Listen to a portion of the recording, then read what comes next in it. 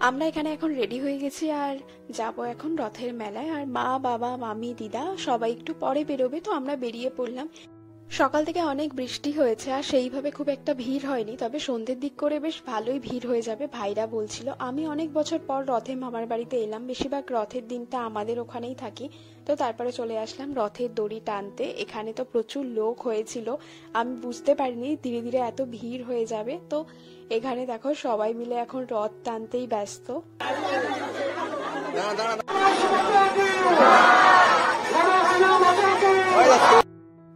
তারপর তো আমরা অনেকটা রথ টেনে নিয়ে আসার পর এখানে প্রণাম করছিলাম, আর মা দিদা সবাইকে খুঁজছিলাম, খুঁজে আর পারছিলাম না ভিড়ের মধ্যে। ফোন করলাম, ফোনও তো ধরছে না। তো এখানে আমরাই একটু প্রণাম করে নিলাম। দেখতে দেখতে বিকেল থেকে কখন সন্ধে হয়ে গেল বোঝাই যাচ্ছে না, আর এখনো আমার মা দিদা মামি কেউ আসেনি।